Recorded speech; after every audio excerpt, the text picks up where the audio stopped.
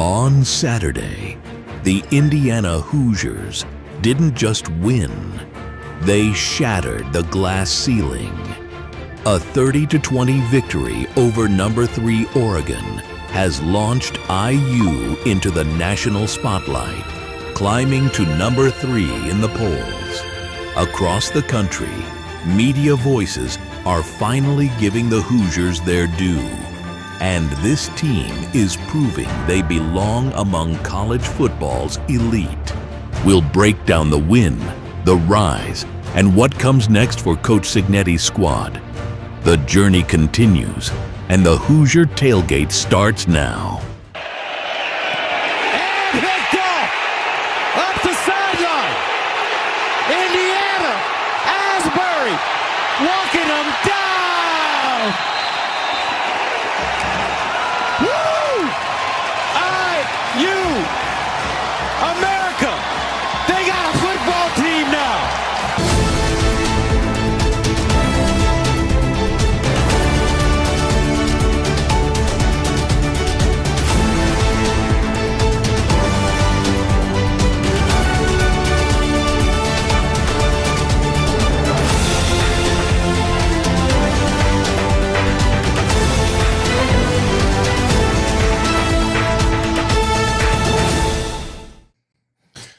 Hello and welcome to another edition of the Hoosier Tailgate. I'm the coach, Shannon Griffith.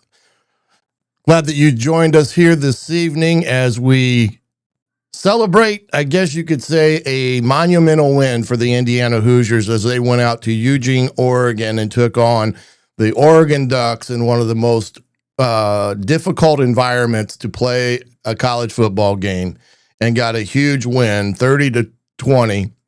This past Saturday, and finally Indiana shattered the glass ceiling above it, needing that signature win that Oregon provided them to get the naysayers to finally believe that this football club is a realistic Big Ten contender, but also a college football playoff contender. Welcome again, everybody. I'm the coach, Shannon Griffith. I appreciate you coming and being a part of the tailgate this evening. Got a good show for you this evening. Dylan Sin will be here shortly to join us to talk about this Indiana Hoosier football team, and Dylan from the Journal-Gazette up here in Northeast Indiana. He is a phenomenal writer, but also has a keen eye for things as he covers not only the Hoosiers, but as well Notre Dame and Purdue. So we'll get his insight on what this win means for Indiana. There's been a lot of things that have been active in college football over the last 24 hours, and we're going to discuss that as well as we head into this evening's talking points of tonight. As you can already see in the scroll in the Kion down below, that Mr. Indiana had that big win on Saturday out in Eugene, and that glass ceiling that we talk about is really because of what Indiana was able to do in terms of getting an opportunity to fix my camera here. Getting the opportunity now to get that signature win that we discussed so much over the last couple of weeks. And they finished the gauntlet that we had laid out for them in our roundtable discussion with all the writers from the Hoosier.com. It was something that we talked extensively about over the summer when Indiana went into this season, that they were going to have a 3-week stretch that was going to be a 3-week stretch that they had never faced before, playing Illinois, a top 9 team, Iowa at Iowa City, and then getting on the plane and traveling out west to Eugene. And we talked about how we thought that Indiana could potentially be 3-0, or that 2-1 was more realistic. And we felt that going out 2-0 to play the Ducks was a house money situation, and the Indiana Hoosiers wanted nothing with anything other than being 3-0 after this 3-week period. And now they get to come back home to the friendly confines of Memorial Stadium to take on Michigan State this Saturday, homecoming 2025. And they will be tested, as always, in the Big Ten. And I think Sig said it best today. He tore off the rear view mirror because there's only one way to look at things, and that's straight ahead. And I do think his job as it pertains to being the head coach in Indiana, now that that ceiling has been busted wide open, will be the toughest job he will have as a coach here at Indiana, being that there will be a ton of noise circulating around him at Indiana when it comes to the Hoosiers being a national ranked number 3 in the country, first time in the history of the program, and then add to it the fact that there is a job opening that is out in Pennsylvania right now at Penn State that has mentioned Coach Cignetti's name quite frequently over the last 24 hours. And I quite honestly know that he will not be entertaining any questions, speculation, or anything of that as he works with this ball club. And I'm sure he will do what he always has done, is prepare his team like they do every week, with the mindset being, be where your feet are firmly planted. And that is in Bloomington, Indiana, at Indiana University. And the noise on the outside is just that, and some rat poison that will be out there as well, as everybody is patting this ball club on its back for doing such a great job to be 6-0 at this point. But they still have 6 games remaining, or potentially in the season here, one of them potentially being the Big Ten championship, because right now, Ohio State and Indiana are the top 2 teams presently in the Big Ten, undefeated and nationally ranked in the top 5.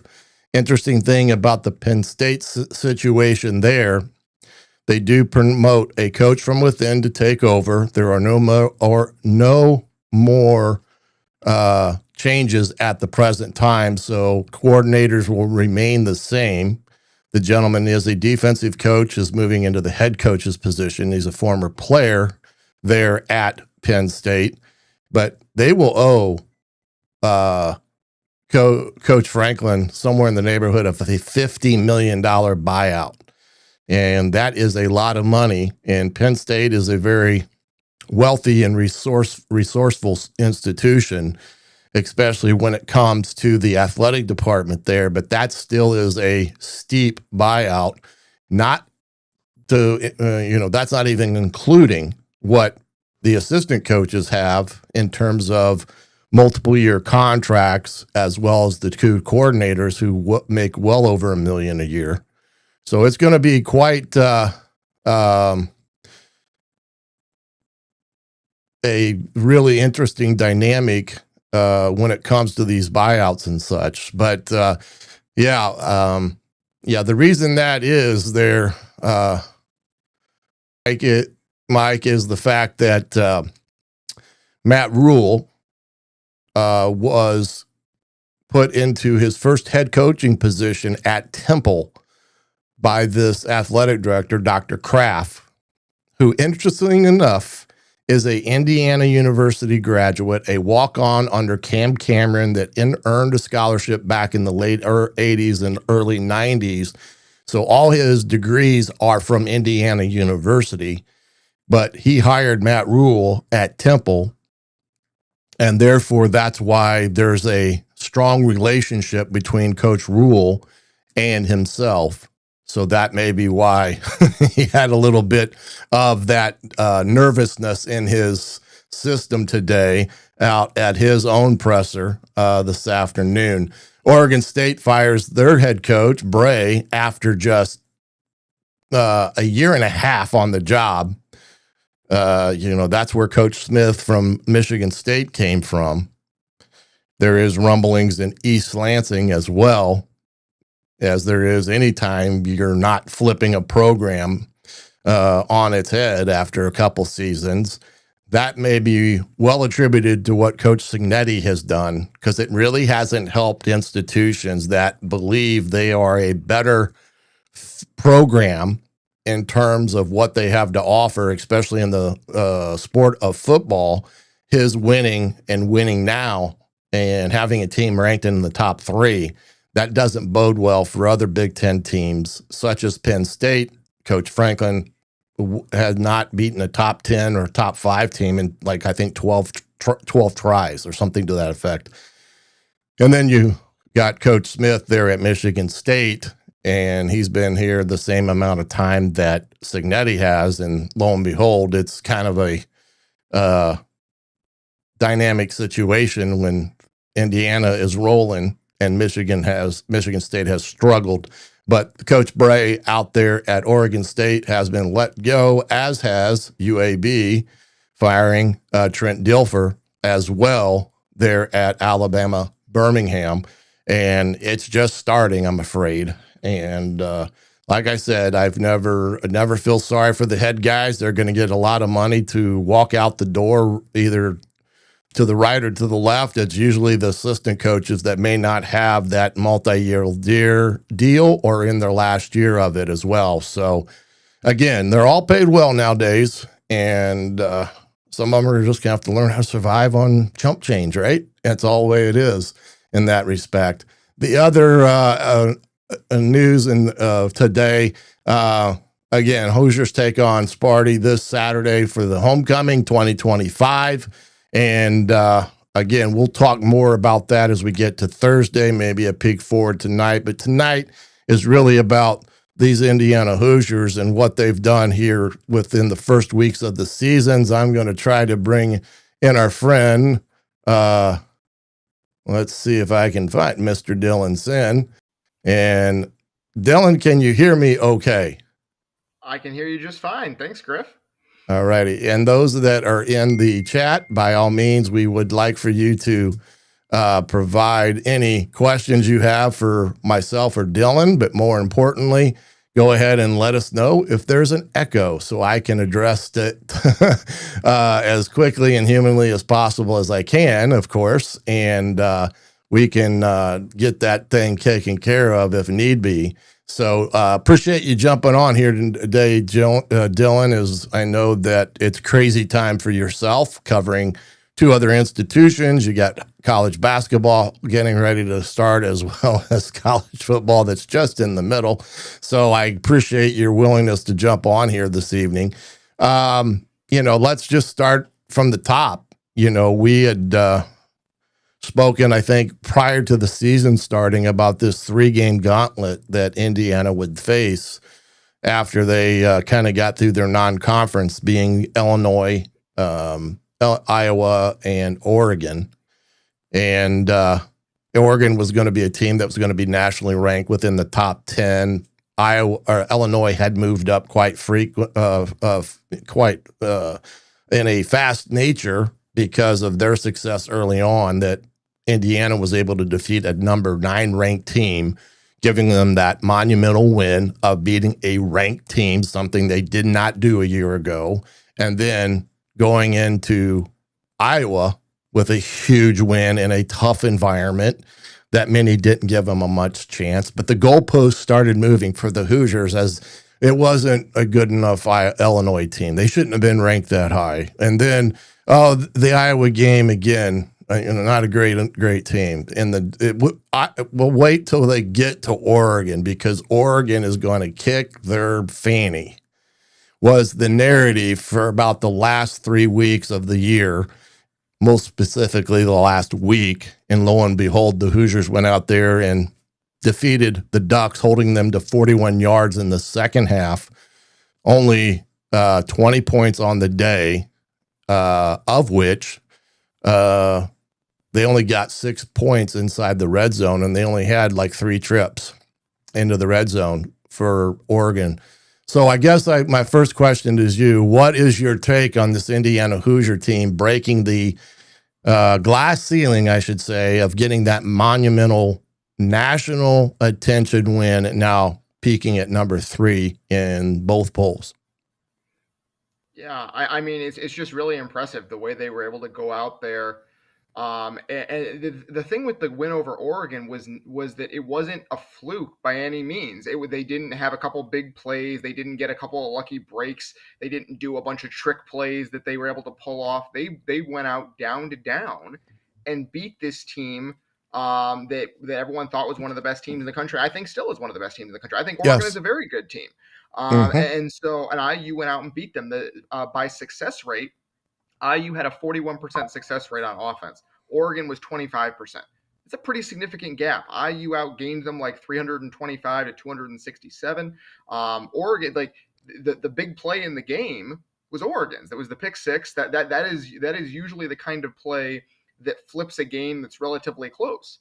And IU won anyway, despite that. Like this was a not only a win, but a comprehensive win in just about every phase. Like IU special teams outplayed Oregon special teams. It was really, really impressive for a team that was. And I go back to this a little bit. 24/7 Sports does a ranking of the team talent based on the last 4 recruiting classes, and they have a composite of those classes. Oregon Mm-hmm. is number 5 in the country in team talent per 24/7 Sports. Right. IU is 72nd. Like you just talked on your show about Trent Bray at Oregon State getting fired. They were 0-7. They are 60th in team talent. They are 12 spots ahead of Indiana in team talent. They are 0-7. And Mm-hmm. Indiana just went into Oregon's house with the 72nd most talented team in the country by the metrics and said we're better. And they were for 60 minutes. It was really, really impressive in a way that I don't think has ever happened before in Indiana history. I think it is the biggest win in the history of Indiana football. You can talk maybe some of the games when they beat Purdue to get to the Rose Bowl in 1967. Okay, great.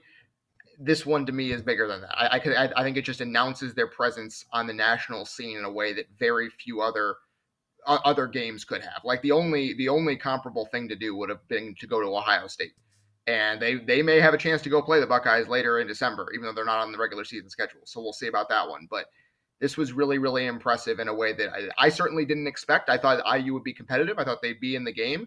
I didn't buy all the stuff about how they're going to get run off the field, Mm-hmm. but I thought Oregon was better. I was dead wrong. Well, no, I think we all thought to a certain degree that Oregon was a better team on paper. You know, the analytics or whatever, the size differential with the weight, discrepancies. And that doesn't always play out to be a positive in the team's column because they outweigh another team, because normally that means they can get out quick, which they did by Indiana's quickness of their defensive line on Saturday. But again, people get caught up with star ratings, and that's exactly what you're referencing in that talent differential. And that just goes to show you that, again, just because 247 puts a star rating on them doesn't necessarily mean that they're truly a 5-star or truly a 4-star in some of these respects. But again, we both thought that Indiana would have a tough time winning at Oregon. I don't think that's any shame to that that question, because that's just having an objective mindset of knowing the difference. And I said all week, basically, they were going to have to be overly aggressive and attacking from the get-go. They were going to have to garner at least 2 turnovers in this ball game, and they were going to have to set up a score with their special teams. And they did so in the final 2 minutes of the half, which I think still is the biggest turning point in the game, when they went into halftime after Oregon missed their bunny of a field goal, going down and nailing a 58-yarder to give them a 13-10 lead at halftime. I just think that was a huge momentum swing up till the point you pointed out with the interception per se. Anything from, the AP poll, of course, has been something that I think everybody's debated on its fairness or its bias, or however you want to put it, based upon who they've put in their top, 4 or 5 or whatever. I do think they got it right in that Indiana's 3, because if you look at Indiana, they have now beat 2 top 10 teams. A&M and Ole Miss has not beaten a top top 10 team. LSU was number 11 when Ole Miss played them, and the only ranked team A&M has played and beat was Notre Dame in a 1-point score at South Bend, and what some would say kind of a controversy in that ball game because of the non-holding call. But again, talk about now, here's the question I have you. Do you think Coach Cignetti now faces his toughest challenge as the head coach of Indiana, with Indiana breaking that glass ceiling, signature win, now a top 5 team, and then, oh, by the way, Penn State fired their head coach, James Franklin, and Cignetti is a Pennsylvania born and bred individual. What's your thoughts on, Cignetti now having, a very tough job heading into this game against Michigan State, but you got UCLA, who's all of a sudden won 2 in a row. You go to Maryland, which is another very difficult place to play, and they've played well so far. But talk to that specific of now, I do think, in my own opinion, this will be his toughest job for the rest of the year because there's going to be a lot of noise circulating around that building that they really haven't had. No, I think you're exactly right, and it is going to be extremely tough because that's been his superpower through these 2 years, is the ability to get his team focused. Like, there has not been a game where you look at it and you really say, "Boy, IU didn't come out ready in that one." Even against Notre Dame, even against Ohio State last year when they lost, even when they kind of struggled. Like, I guess the closest thing you could say was at Michigan State last year, where they were moving the ball, and Maryland when they turned it over early. Like, those were a couple of them, but it wasn't like they weren't. There has never been a game where they weren't mentally ready, and they always come out and they always put it on right from the get-go. And I think that is a testament to the leadership of this team, but also the coaching staff is able to get these guys ready.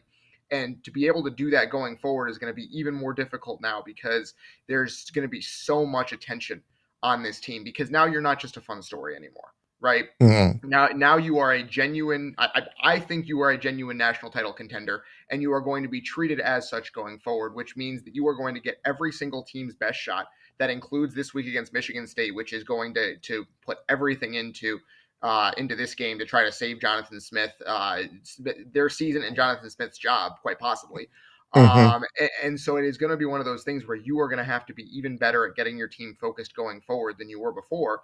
And that's while all that's happening, while you're trying to get back to the playoff and get to the Big Ten championship, which is a realistic possibility now you have to deal with every single week. Is Sig leaving? What does he have to say about this? I'm sure he will have nothing to say, and he shouldn't have anything to say.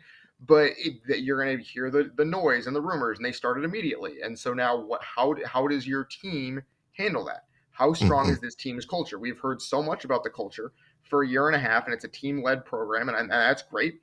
Okay, we're going to see it tested now. I expect, from everything I've seen from this team this year, I expect them to pass the test, but it is certainly going to be a test. And I think that this week especially is where, as the rumors are starting about, like, well, he's a candidate, and of course he's not going to say anything, and Penn State's not going to say anything, but the interest from Penn State is going to be there if he's interested, and all this stuff behind the scenes. Okay, great.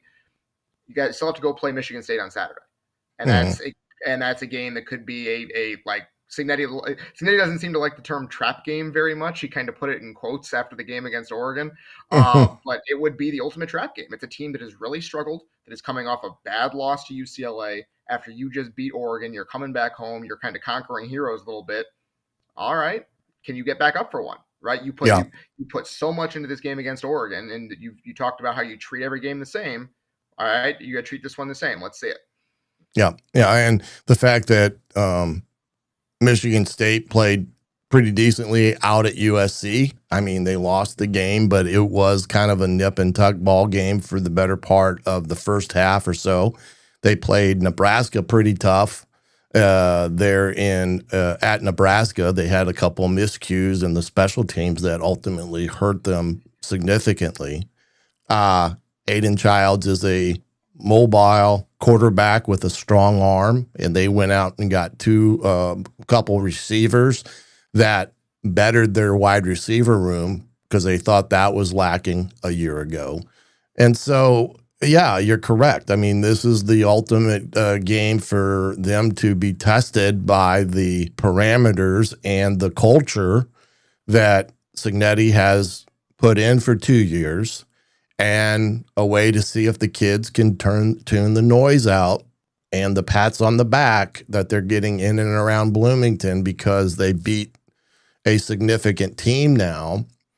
And we'll have to see how that all plays out Saturday there at 3:30, a game that will be on the Peacock Network there in Bloomington at homecoming. You know, kind of looking ahead here now and looking at some other dynamics, because I do believe the polls for the college football playoffs come out, and I think in a couple weeks. I think it's the week after the UCLA game, I think, is my record. Right after week 8, yeah. Yeah. Well, that would be this weekend then, would it? That's a good, okay. Maybe it's November. I'll have to check that and get back to you. Well, yes, it's coming up shortly. That's for sure. My question now kind of circumvents the idea of, does the Big Ten warrant a fourth team being in consideration for the college football playoffs?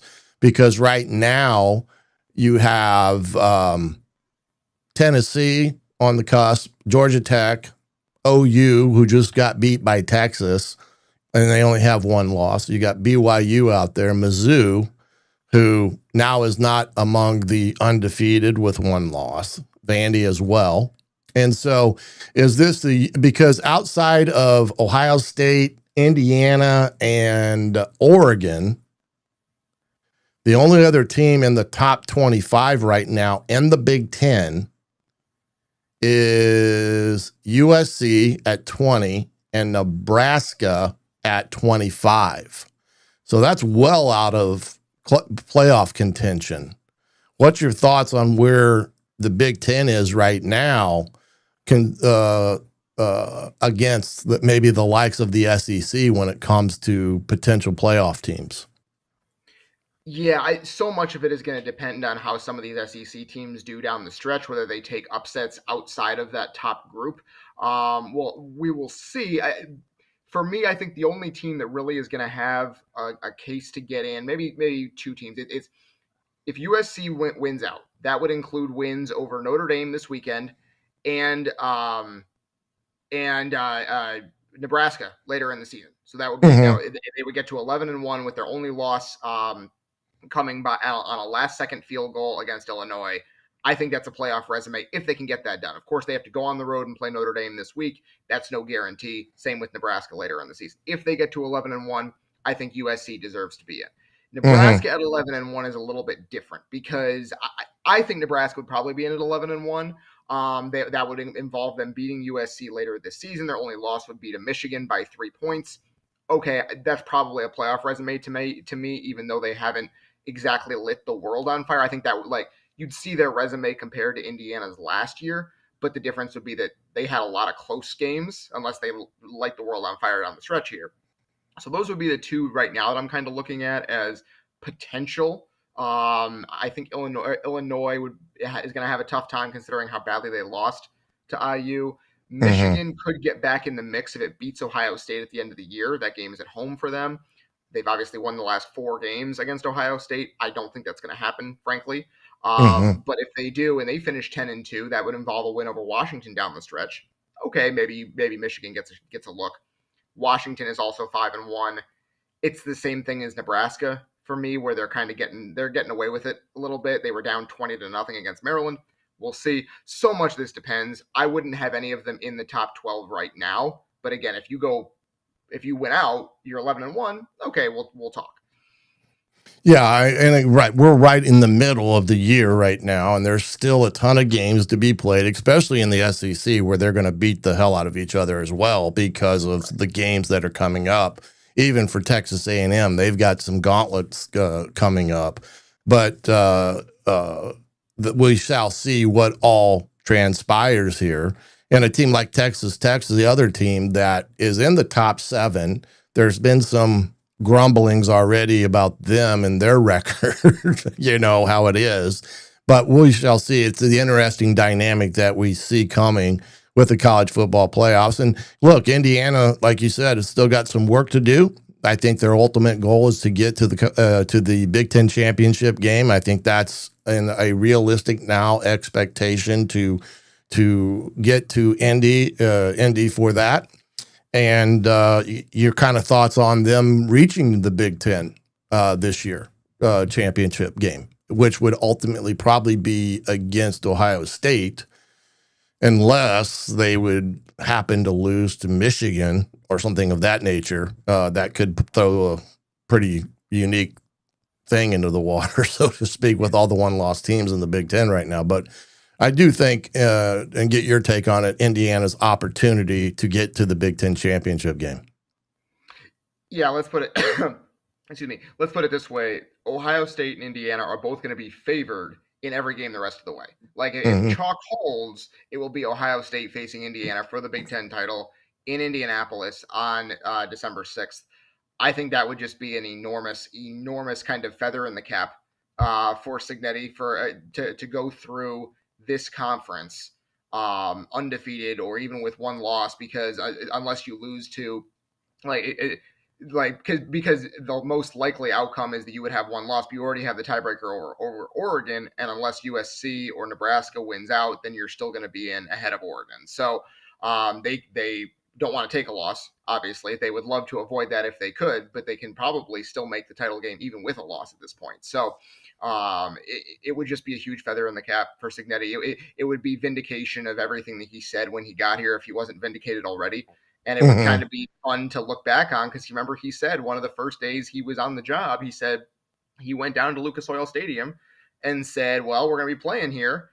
I better get the lay of the land. And so I'm sure that clip would be played all over. I don't think people thought it would be in year 2, but we're looking at the possibility now where that is the most likely outcome, is them getting down there to Indianapolis. Yeah, and hey, look, they still got a trip to Happy Valley, which is no walk in the park, irregardless of Penn State's record this year.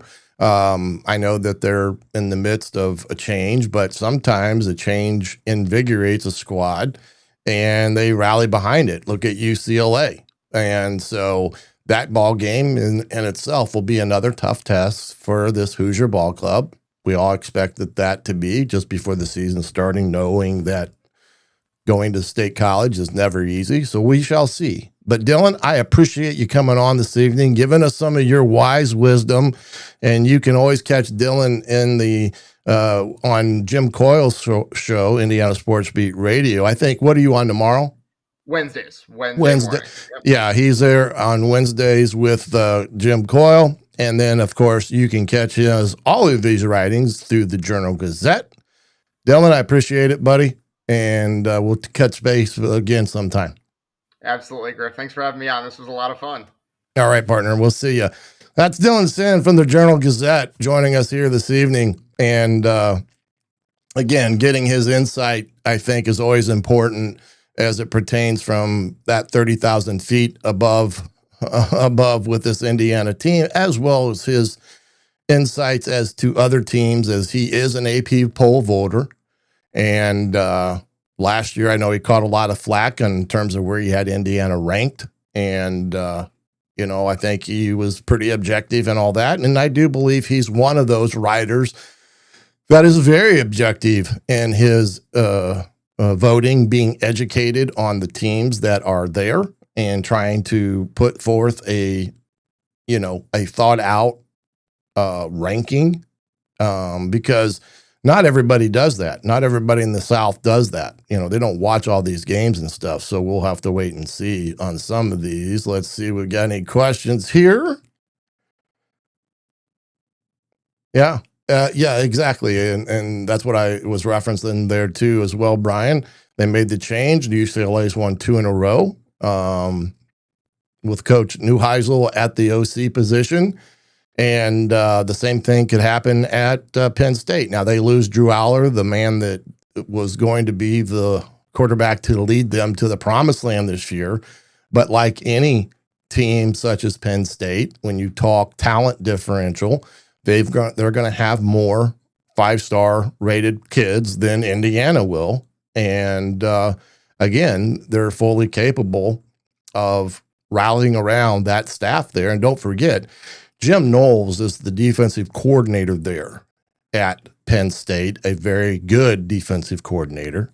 He left Ohio State after winning the national championship and got paid a lot of money to go to Penn State. And he had a pretty good game plan against the Hoosiers a year ago.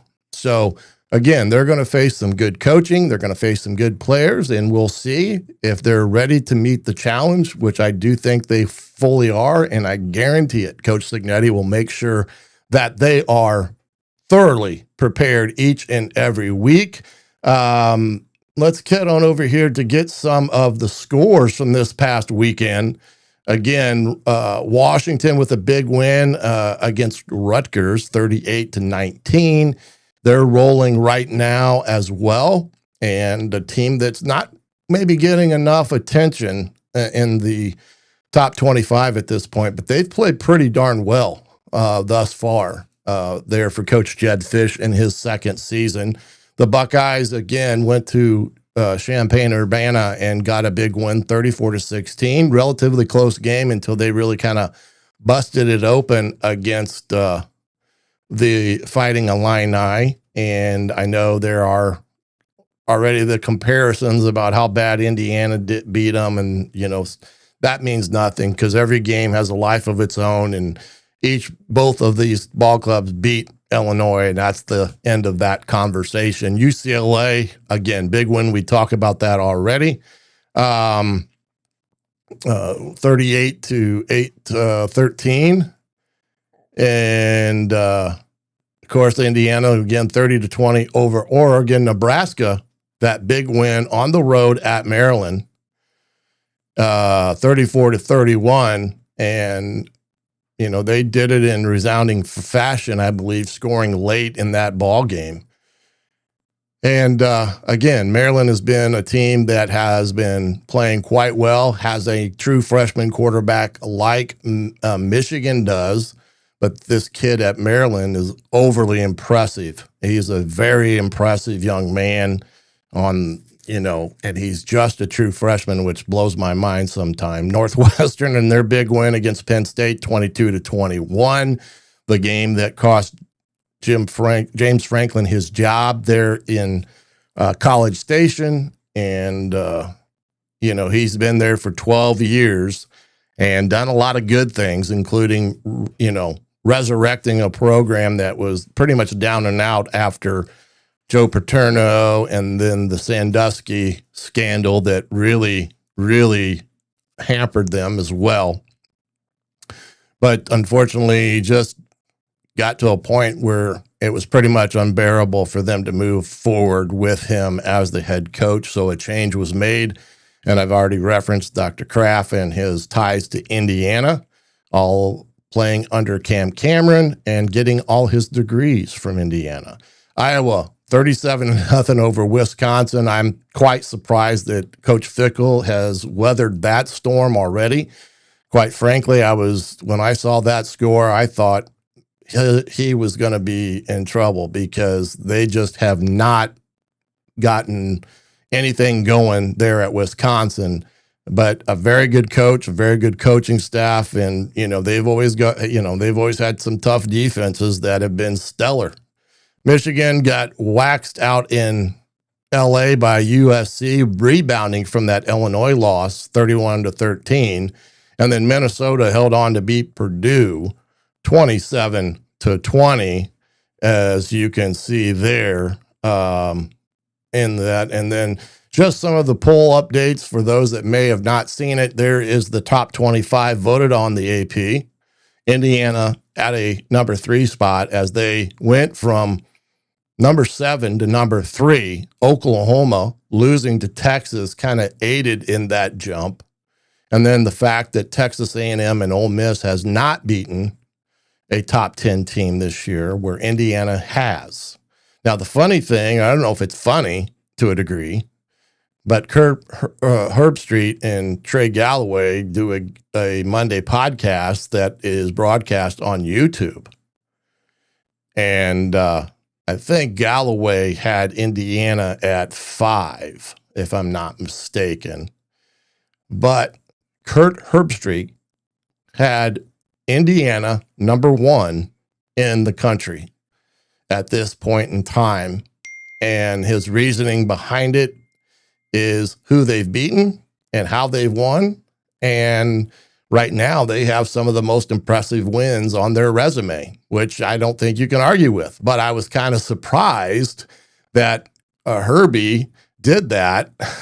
And then, of course, there was somebody that had piped in prior to that release of his top 25 that basically said that Herbstreit hated IU and he was an SEC homer. And he puts up his list and there's Indiana at number 1. So that was quite a chuckle for today. And then the coaches poll, and this one I do take a little bit more stock in because it comes from the coaches and such, but Indiana got to number 3 there as well, behind Ohio State and Miami. A&M and Ole Miss right there at 4 to 5. And then you have Alabama, Georgia, Texas Tech, Oregon still, and LSU. Oregon is still a really good ball club and very much worthy of a shot in the college football playoffs because they are that good. And I'd be shocked if they didn't make it, even with one loss. Their schedule finishing out the season for them is not all that difficult and probably will not play another ranked team on their schedule until they would get potentially to the college football playoffs. But I would say they are definitely worthy of a spot in the college football playoffs. So that kind of gives you an idea of the college polls and things of that nature. Indiana as well. There are some other things that are out there, of course, in the sphere of some of the different algorithms and such, where Indiana did move up again in some of those, especially with ESPN, FPI rankings and such. So those are all out there and such. But I tell you what, we're going to step aside and get a break in here. Then when we come back, we'll talk a little bit more about this game on Saturday, heading over to the stats department, and then, of course, dumping into the video room, all right here on the Hoosier Tailgate on thehoosier.com. Huddle up, football fans. Tailgate season is here, and nobody gets. You ready for game day like Academy Sports and Outdoors? Swing by your local Academy store or shop online at academy.com to find everything you need, from grills to jerseys and more. Be a watch party legend with gear from top brands like Nike and Under Armour, all at unbeatable prices every day. With 8 Academy stores across Indiana, including our Bloomington location, fun can't lose, and neither can you. Gear up today at Academy Sports and Outdoors. If you haven't signed up for BetMGM yet, use bonus code ON3, and you will get up to a $1,500 first bet offer on your first wager with BetMGM. Here's how it works. 1. Download the BetMGM app and sign up using bonus code ON3. 2. Deposit at least $10 and place your first wager on any game. 3. You will receive up to $1,500 in bonus bets if your bet loses. Just make sure you use bonus code ON3 when you sign up. Make this college football season 1 for the history books. Make it legendary. Don't forget, if you haven't signed up for BetMGM yet, use bonus code ON3 and get your $1,500 first bet offer today. See BetMGM.com for terms. 21 plus only. U.S. promotional offers not available in New York, Nevada, Ontario, or Puerto Rico. Gambling problem? Call 1-800-GAMBLER, available in the U.S. Call 877. Welcome back to the Hoosier Tailgate here on thehoosier.com. Michigan State this week coming into Bloomington. They're at homecoming. It is a sellout crowd. The game will be broadcast on the Peacock Network, 3:30 kickoff. Presently, Indiana is a 26.5-point favorite with an over-under of 53.5. So right now they're 26.5 favorite against Sparty for Saturday there in Bloomington, and an over-under of 53.5, according to our friends at BetMGM. But going through this ball game again from Saturday, and like I stated, Indiana will have at this midway point, they have Michigan State at home, and they will have UCLA at home still. They go to Penn State. Then they have, after Penn State, they have Wisconsin at home. And then they go to Purdue to finish up the year. So, again, well from being an easy ride into the sunset for Indiana. And they will have to continue to playing the same football they've been playing all year. Very complimentary on O&D. The defense has been outstanding. I think the offense has gotten better each and every week. I think Mendoza's rise has been very steady in the upward trajectory with some big throws that he's made over the last couple of weeks. With some throws, he got into the back shoulder throw, something I discussed a week ago about him not being overly comfortable with, or at least that was my feeling, that he wasn't too comfortable with the back shoulder throw. I guarantee it, they worked diligently over the bye week on that, and it paid dividends because he threw two big time back shoulder throws to Surratt, one on a third down and then one on the go-ahead touchdown. That was pretty impressive. And complimentary football-wise, you go back to this game Saturday, and Indiana always answered whatever score Oregon got, including the pick six, by following it up with like a 9-play, 75-yard drive to get a score. And that's great complimentary football, and getting the number of turnovers they got, that was also a key component of Saturday. So we're going to jump down here to the stat department. Let's see what we got here. Not the black screen.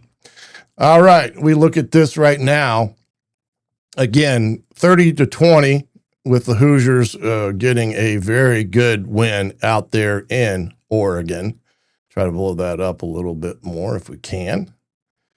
And make sure it's legible, of course. Rushing yards, Indiana had 111. Now, they probably had closer to 125, maybe 130 with some of the negative yardage there towards the end. So that did, impact that rushing. And again, a very stout Oregon defense. Indiana has played both Iowa and Oregon, who are two really good defenses in the Big Ten. And although Indiana had 4 straight weeks of 300 yards rushing, these last two defensive opponents, in terms of the running game, made it difficult to have that type of success. The biggest thing that Indiana did on Saturday is they only gave up 1 sack and were able to get 6 against Oregon, who had only given up 1 sack all year. So huge things there. 81 yards rushing for Oregon. Again, they're a team that had been right up there with Indiana, over 200 yards a game in that respect. Let's make sure I'm not missing any questions here.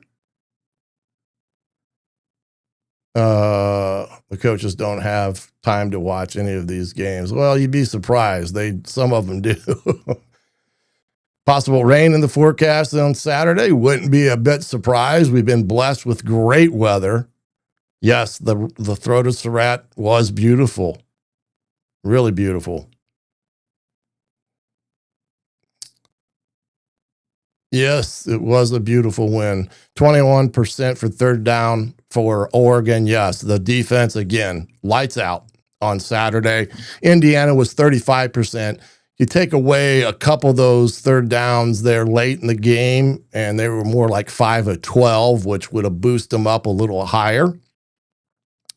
And but Indiana defensively held their own on third downs against a team that had done quite well. The only thing that Indiana did struggle with was fourth down, and Oregon was 3 of 4. And I believe one of those was a 3rd and 9 in their own territory that they got a big pass play on.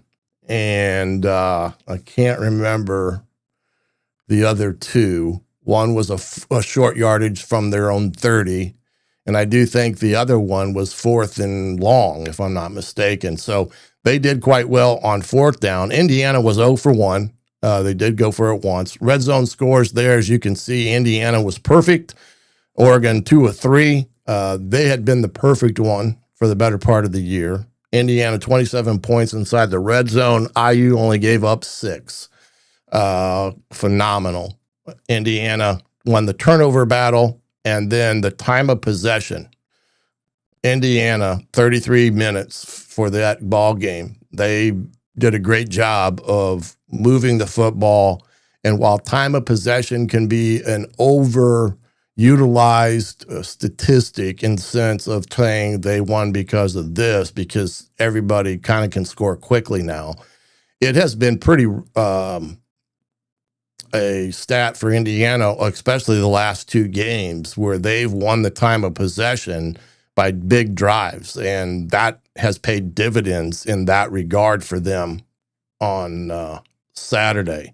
Looking at the top players from this ball game, and we see already, Surratt's day, 20 of 31, 215 yards, only 1 pick, and that was partly his fault, partly the line's fault, because he did have some pressure. He wasn't able to step into the throw, in part EJ Williams' fault because he didn't flatten the route off, and I'll show you on film what I mean by that. But the biggest stat he had was the rushing. He had 6 rushes for 31 yards. They were not prepared for him to do some quarterback runs or some design quarterback runs that Indiana called in that game.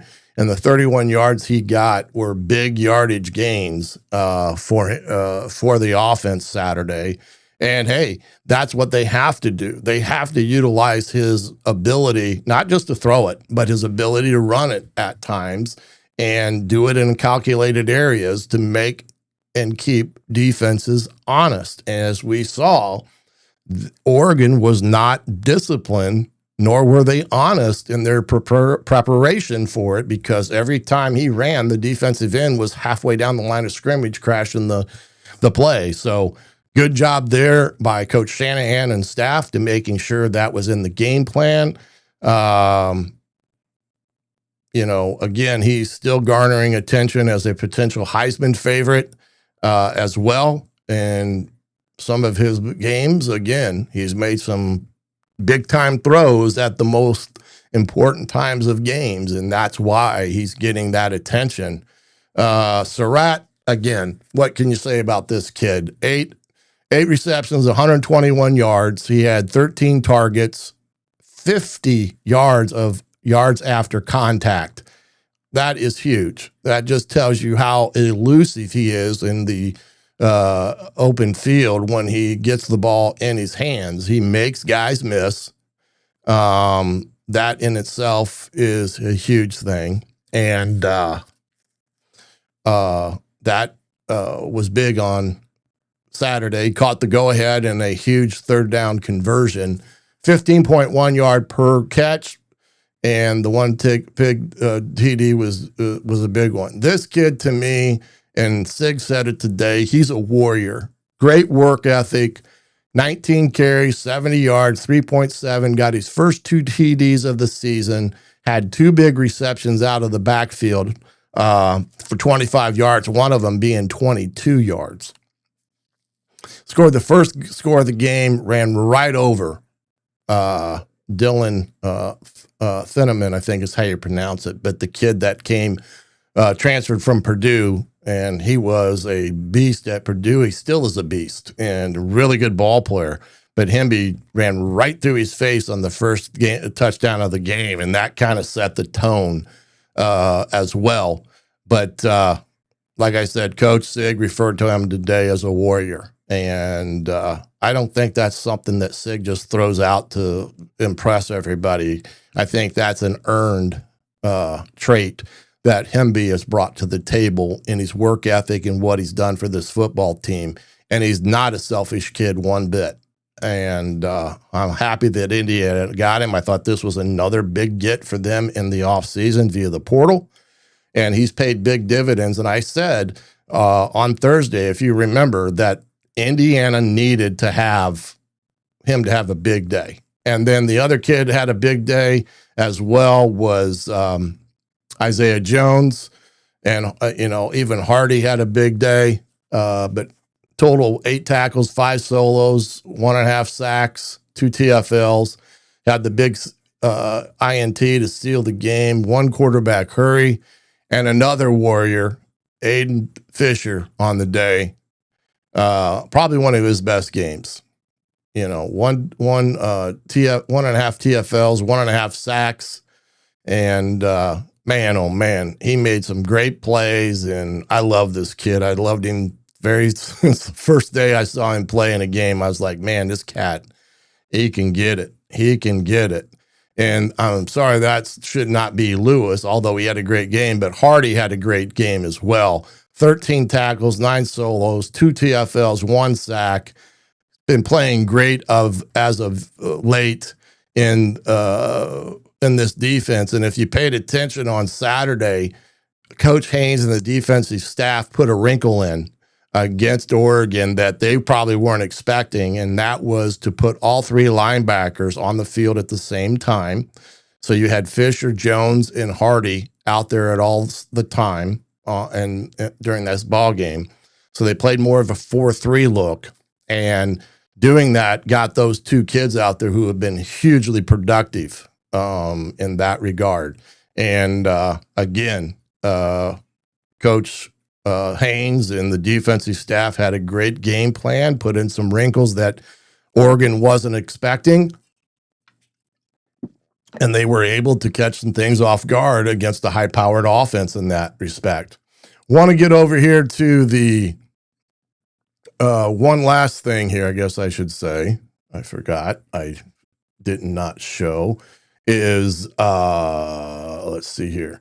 This game objectives from Saturday that we talked about so much on Thursday. I thought they did a good job about eliminating the big play on defense. They only had, I think, 1 or 2, if that most, on Oregon. And then of defense and offense, they got to get at least 2. They end up having, I think, 4 on the day. Big plays, anything that over 15 yards, which was huge. Create 2 turnovers on defense. They did that. I said they scored or set up a score with special teams. That big 58-yard field goal to me was a huge get. No offensive turnovers. They did not reach that objective. I thought both sides of the ball were attacking and aggressive all day long, and win 3rd downs on defense, which I thought they did. Offense was well below their percentage of make on 3rd downs.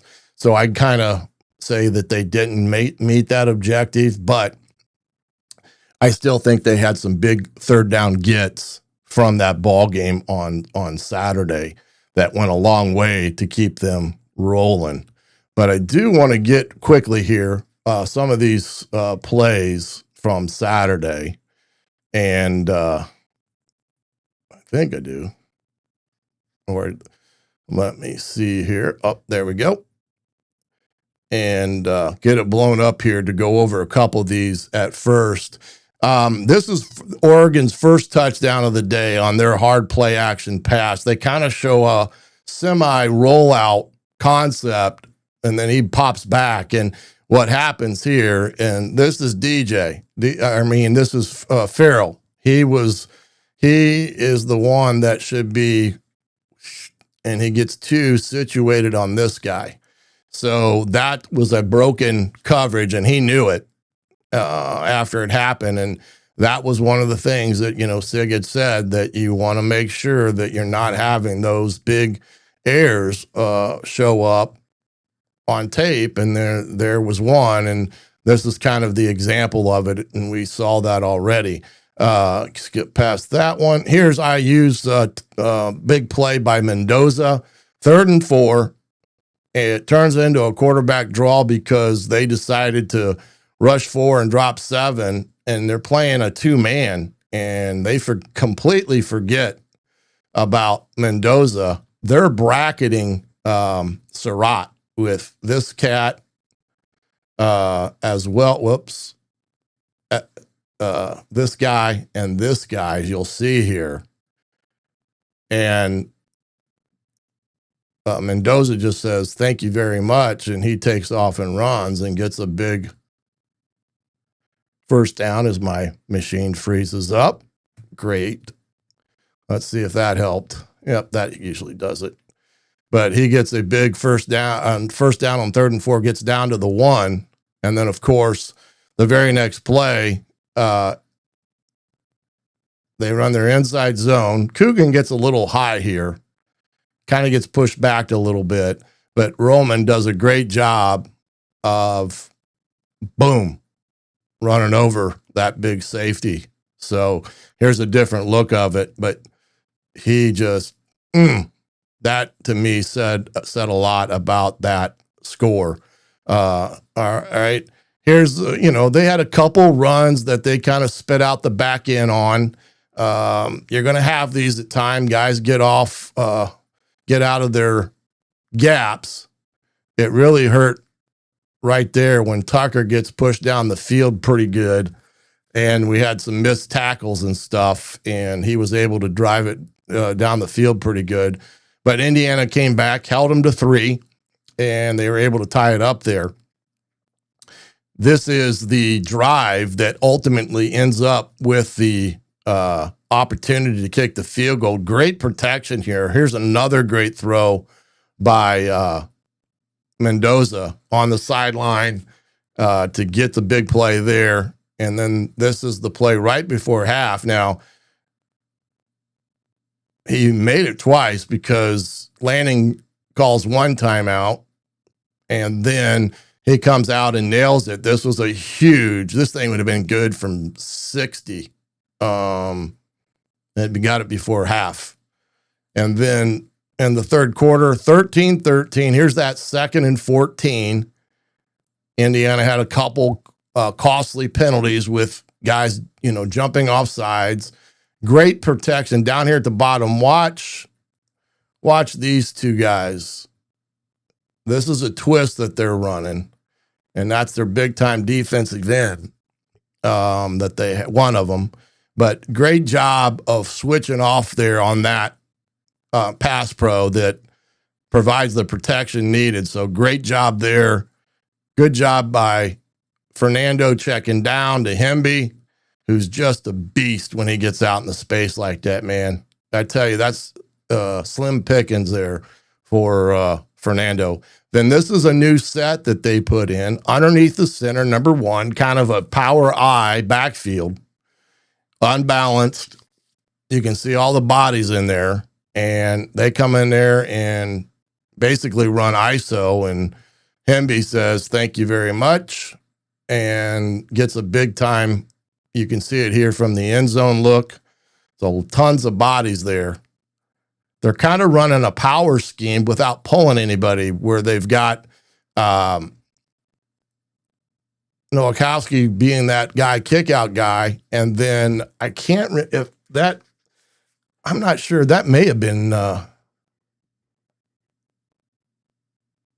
Stays. I couldn't remember who this guy was in that deal. Okay. This is the interception. Okay. This is the one I wanted to kind of show you here. Now, they're bringing a little bit of pressure here. Okay. And, Fernando he has to slide away because Coogan gets beat, as does Evans. And so he's kind of backpedaling there, and he has to throw this. It's 3rd and 2. And what I said that he should have been, instead of being up here, he's drifting. he should be right in this vicinity, flatten that off so this defender can't do what he's doing. He's got to keep him on his backside. So this is against EJ too, as much as it against the protection, as much as it is Fernando throwing off his back leg. And that was kind of the whole thing of it. This is going to be a better angle of it, as you see. See, what he should do right now is that he should be snapping this thing off right there on the 30-yard line. And that would have kept this guy from getting it. So he drifts as you watch here. And that's why you can see him drifting there. And that's why the ball was picked. So that was kind of the aspect of it there. And of course, Indiana gets another thing to get the W, coming right back on that big drive to Surratt and the big touchdown throw. But again, a great ball game for Indiana. They break that ceiling. They've got the national recognition, blah, blah, blah. Done and over. Rip off the rear view mirrors because everything's in front of them and nothing is behind of them. And so they have the big task of taking on Michigan State this week and at Memorial Stadium. Homecoming 2025, again, sold out, and 3:30 on Peacock. And hope everybody has got their tickets. And from that standpoint, I'm going to quickly check to see if there's any questions here. From that Purdue guy again. Yep. Let's see here. How does a receiver know when he should flatten versus when he should doesn't have to flatten? Okay. I'll go back to my example here real quick because it's kind of there and up. Okay. All right. Right now, he knows by this look, it's man to him in some degree. So when he comes off there and he gets boom right there and he feels this guy running with him there, New Life, he's got to know that he's got man. And he knows that the worst thing that could happen is this guy undercut him. So he needs to help the quarterback by, like I said, flatten this thing off right there, even if it gives up some yardage. Because if he catches this on a dead run and that DB misses, he's going to do something like that. It's going to be a huge play. You know, it's going to be a huge play. But the wide receiver has got to feel it by initial alignment that that's man, and they play a ton of man like we talked about. And when he feels him running with him, he's got to be in a position to flatten that baby off so that he can make the good throw and step it right in there. Now, the other thing I will say on this before we take it in, I hope that answered your question there, New Life, and it understood what I was trying to say there. Flatten it off versus man, and you can kind of drift it a little bit or gain depth when you're in zone, because that's what crossers are. They're throwing a post at the top, and he's trying to come up underneath that post. And had he done that, had he flattened that play off, I think they would have had a big play in that regard. Now, the only thing I said on that play there, it's 3rd and 2. You're on your own, I think, 20-yard line, somewhere in there. I did not like the call. You've got Roman Hemby, who has been banging and running over people, and I think they've been throwing it in some respects too much on 3rd and 2, that they need to get back into some true run scenarios because of who they got. Now, that was my only criticism of the day for Shanahan, was that call there. I just didn't like it in the situation that they were in. It's okay to punt the ball. You're up in a ball game on the road. Hand the ball off, get the first down. If you don't get it, punt it. Simple as that. Now, fortunately for Indiana, they got the miscue, they got the pick 6, but Indiana comes right back and goes on a 9-play, 75-yard drive to the go-ahead touchdown and eats up a ton of clock on that last drive. So in that regard, okay, let me see here. Yes, the receivers have to recognize what's running with them, or basically what we call running in their hip pocket. You know, they've got to be able to recognize that pre-snap and then also feel it when they're running. Give me a fullback. Yep, you got it. And that's what I was saying there. I think they could have got into a short yardage deal or something and got it, or put themselves in the best possible position to get that first down. Okay. Hey guys, it's time for me to get off here. I've talked enough for this evening for you guys, and I appreciate again everybody that was with us here tonight. Dylan Sin for joining us, and come on back on Thursday as we break down Sparty for these Indiana Hoosiers for this Saturday's game there in Bloomington. But for now, have the great rest of the week. We'll see you Thursday night, 7:30. All right here on the Hoosier Tailgate on thehoosier.com. I'm the coach, Shannon Griffith. Good night, everybody.